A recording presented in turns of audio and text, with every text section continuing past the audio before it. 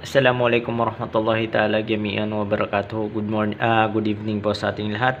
Andito po tayo upang ituro sa inyo kung paano naman maggawa ng ating e-form 3. Ito yung electronic form 3 kung saan ito yung gagamitin natin sa every submission of the form 3.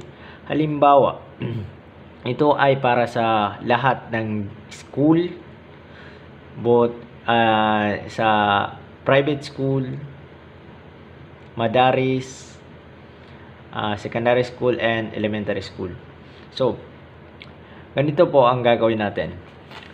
First, dapat po may mga listing na tayo ng mga ating mga kasama sa trabaho. Halimbawa, ang gagawan ko po ay name school kung saan ako nanggaling kasi yun yung alam ko. Ang school na yun ay sa Lendab Elementary School. Halimbawa ito, 133961. Yan po ang school ID. Pangalan ng school sa Lendab.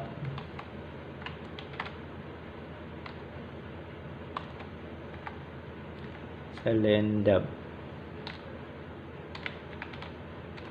Yes, ganyan lang po. ES. Division is Maguindanao 1.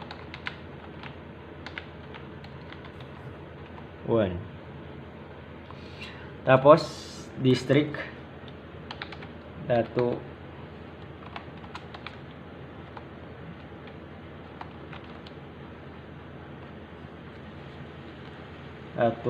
Paglas East.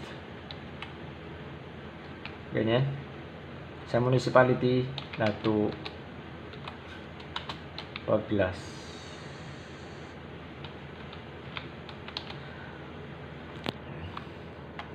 Tapos dito may makita tayo dito na as of. Halimbawa, ang gagawa natin is November. Yan po, November. Tapos dito sa school year, kung anong school year ngayon, 2020 tas 2021. Yan po. Yan. So, first nagagawa natin ng listing is yung sa kinder. Halimbawa, ako ang teacher ng kinder.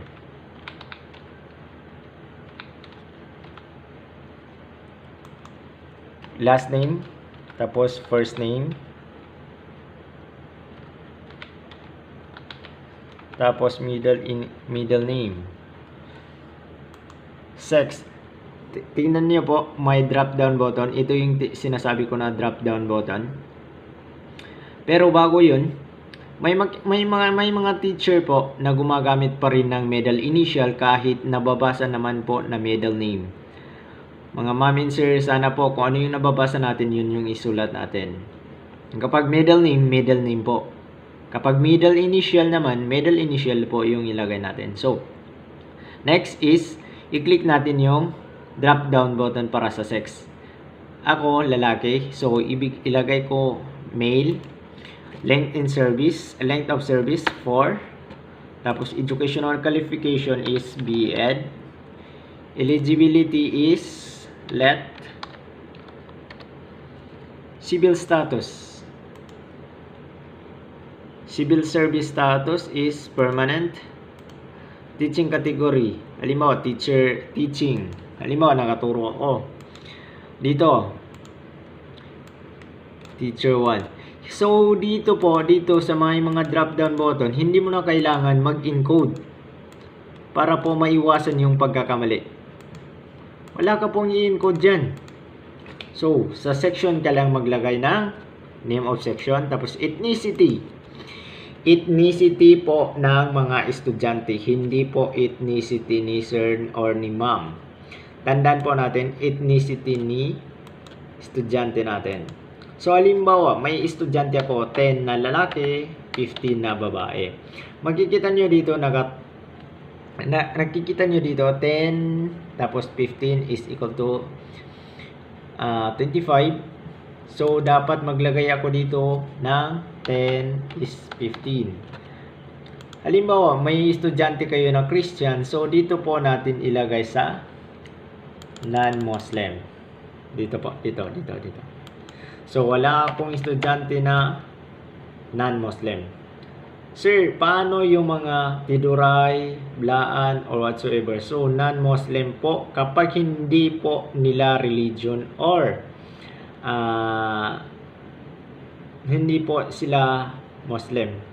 So, yan po. Yan yung gagawin natin ng example. So, sunod-sunod na po yan hanggang grade 1, grade 2, grade 3, grade 4, hanggang grade 6, or hanggang kung anong grade level kayo.